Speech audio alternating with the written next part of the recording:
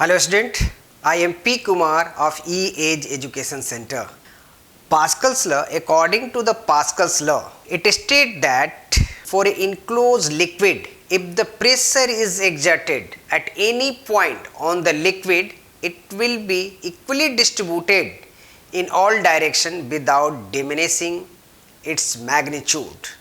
इसका मतलब ये हुआ कि जब किसी भी इनक्लोज लिक्विड के ऊपर कहीं भी किसी भी पॉइंट पर अगर हम प्रेशर एक्सर्ट करते हैं तो वह प्रेशर सभी डायरेक्शंस में without diminishing equal amount of the pressure will be exerted in all directions without diminishing its magnitude. एक कोई कंटेनर है, इसके अंदर हमने लिक्विड ऐसे इसके अंदर मैंने लिक्विड डाल दिया है और ये देयर आर द पिस्टन, ये क्या है, ये ऐसे हमने ये कर दिया, इसके अंदर लिक्विड है, ये लिक्विड है और ये हमारे पास पिस्टन है। यहाँ पर एक पिस्टन जिसका area of the cross section A है और यहाँ पिस्टन का जो area of the cross section है 3A के इक्वल है और यहाँ पर हमने पिस्टन का जो क्रॉस सेक्शंस एरिया है that is equal to 5A। अब देखिए यहाँ पर हम लोग प्रेशर एक्सर्ट करते हैं, इस पॉइंट पर प्रेशर फोर्स हमने अप्लाई किया F और area of the cross section is equal to A। So the pressure exerted at this point A, इसको हम लोग फर्स्ट पॉइंट मान लेते हैं, यहाँ पर सेकेंड पॉइंट और this is the third point. 3 point पर हमने different area of cross sections का पिस्टन लिया है। अब देखिए अगर हम लोग यहाँ पर F फोर्स अप्लाई करते हैं थ्रू दिस पिस्टन उस area of the cross section is equal to A on the liquid, तो यहाँ पर जो प्रेशर क्रिएट होगा फॉर द पॉइंट 1 के लिए pressure is equal to force upon area. हमने F फोर्स अप्लाई किया और area of the cross section A है, so the pressure at a point A या pressure at a point 1 is equal to F by A। Same amount of the pressure will be exerted या same amount of the pressure will be transmitted in all directions. यहाँ भी अगर हम ये करते हैं, यहाँ प्रेशर ये करते हैं, यहाँ पर प्रेशर करते हैं, यहाँ पर प्रेशर करेंगे, it will be the perpendicular to the surface and same magnitude of the pressure will transmitted in all directions. सभी डायरेक्शंस में जो प्रेशर का मैग्नीट्यूड होगा इक्वल होगा। अब यहाँ देखिए इस पॉइंट पर अगर इसको हमको होल्ड करके रखना, यहाँ से ये आगे नहीं बढ़े, ये पीछे की तरफ पिस्टन नहीं खिसके, तो यहाँ पर हम लोग को एक फोर्स अप्लाई करना पड़ेगा इस डायरेक्शंस में। What amount of the force should be applied या what amount of the force should be given at this point so that the piston cannot go in the backward directions। तो मैंने मान लिया कि F is the force applied along the directions। तो यहाँ पर जो फोर्स, यहाँ जो प्रेशर के कारण जो फोर्स इस तरफ ऐड करेगा, same amount of the force must be applied from this side to keep this stationary. अब यहाँ पर देखिए मैंने क्या यहाँ पर ये किया था कि A फोर्स अप्लाई किया था, A is the area of the cross section, so the pressure exerted at this point is equal to F by A। The same amount of the pressure will also exerted at this point, so the pressure यहाँ पर देखिए क्या होगा, ये this is equal to यहाँ पर हमने कितना ये किया F1 upon 3A। इस तरह से हमने क्या किया, ये F1 upon 3A, क्योंकि यहाँ भी प्रेशर उतना ही एक्ट करेगा, तो यहाँ पर हमने प्रेशर के लिए क्या किया F1 upon 3A, क्योंकि हमने F1 इसको होल्ड करते हैं और इक्विलिब्रियम में लाने के लिए F1 फोर्स हमने इधर से अप्लाई किया और प्रेशर इधर से आ रहा है ये, और एरिया से हमने डिवाइड कर दिया। तो यहाँ जो प्रेशर इस साइड से हम एक्सर्ट कर रहे हैं F1 by A और that pressure should be equal to this. अगर हम लोग यहाँ की बात करते हैं तो यहाँ से जो प्रेशर एक्सर्ट हो रहा है ये that is equal to P pressure exert हो रहा है और इस साइड से हमने पिस्टन के ऊपर एक फोर्स अप्लाई करें, तो इधर भी same amount of the pressure should be the given from this side F3 force apply करके, so that it will be remaining equilibrium। The piston should not go in the backward directions, it will remain at the same position। अब यहाँ पर देखिए इस point पर भी हम लोग यहाँ पर F1 फोर्स अप्लाई करते हैं, यहाँ पर हमने F2 फोर्स अप्लाई करते हैं F2 upon 5A। अब अगर हम लोग फाइंड करना चाहते हैं कि what is the magnitude of the F1 and F2 का मैग्नीट्यूड कितना होगा, इसको हम लोग कैसे समझते हैं। देखिए यहाँ पर प्रेशर, इट मीन्स कि ऑल दीज आर इक्वल।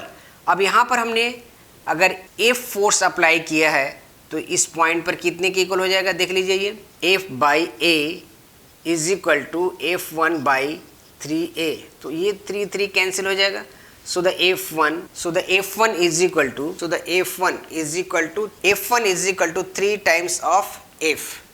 ये इससे 3 गुना फोर्स यहाँ पर हम इस साइड से अप्लाई करेंगे तब ये इक्विलिब्रियम पोजीशन में रहेगा, otherwise it will be shifted along the directions. ये जिस इस तरह से प्रेशर ऐड करेगा इधर शिफ्ट कर जाएगा, तो यहाँ पर 3F फोर्स ऐड करेगा। अगर अब यहाँ पर देखिए, अगर हम इस पॉइंट पर कितना फोर्स अप्लाई करें सो that it this piston will remain stationery for the second case के लिए, यहीं से हम लोग लेते हैं ये हमारे पास for the second point, for second के लिए, फॉर सेकेंड पॉइंट। अब देखिए फॉर द थर्ड पॉइंट के लिए क्या करते हैं, ये F/A is equal to F2/5A, और यहाँ A कैंसिल हो जाएगा, so the F2 is equal to कितना हो जाएगा, ये 5F के इक्वल हो जाएगा। इट मीन्स यहाँ पर देखिए हमने यहाँ पर केवल F फोर्स अप्लाई किया था, लेकिन इसको इक्विलिब्रियम में रखने के लिए इस पॉइंट पर 3 times of the F apply करना पड़ेगा, क्योंकि यहाँ का area 3 times of the area of this, इस पॉइंट का एरिया 5 टाइम्स है compare to that of this area of the piston. So the F2 कितना फोर्स अप्लाई करें कि इक्विलिब्रियम पोजीशन पर है, तो यहाँ पर हम ये कह सकते हैं कि 5A। अब इसको और सिंपल तरीके से हम देखते हैं यहाँ पर।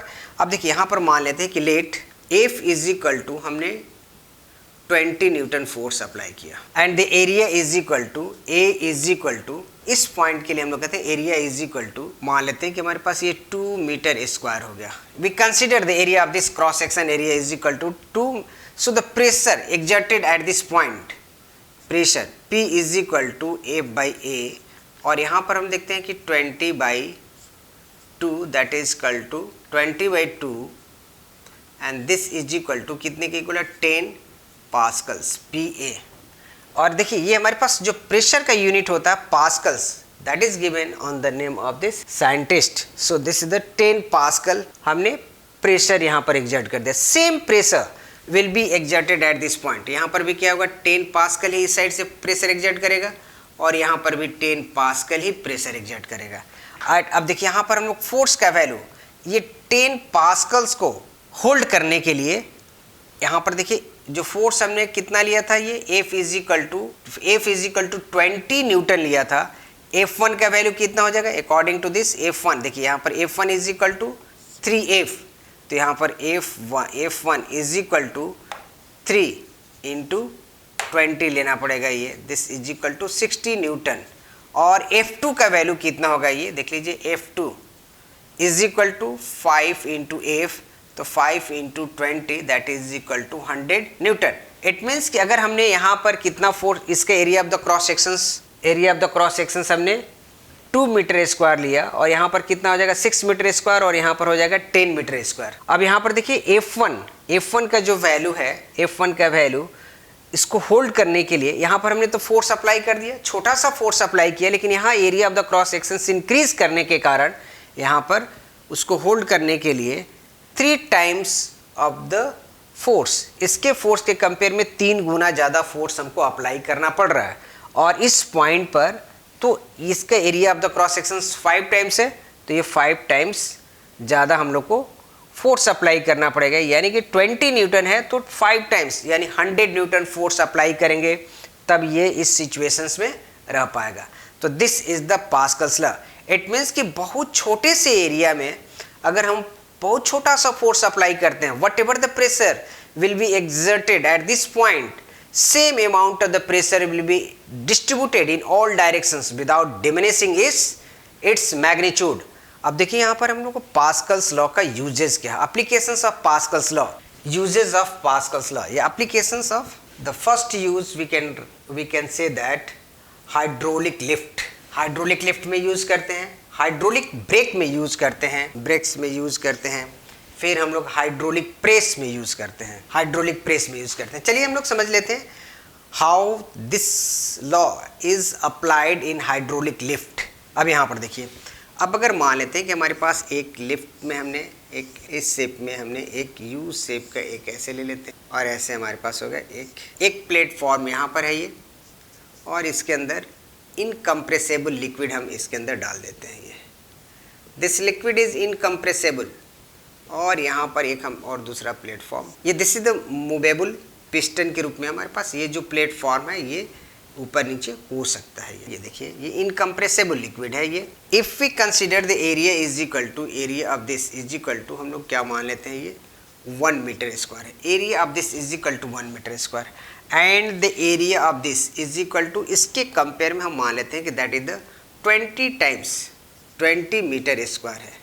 Area of this cross section square is equal to 20 metre square. अब हमने यहाँ पर 50 kg का एक ऑब्जेक्ट रख देते हैं। यहाँ पर हमने क्या रखा है, ये 50 kg का हमने ऑब्जेक्ट यहाँ पर रख दिया है। ये दिस इज द ऑब्जेक्ट। अब इसके ऊपर देखिए यहाँ जो नीचे की तरफ जो फोर्स ऐड करेगा ये 50 kg है, तो यहाँ जो force acting in the downward direction mg is the force, F is equal to mg is the force acting in the downward direction, and this is equal to 50 into 10 and this is equal to 500 Newton.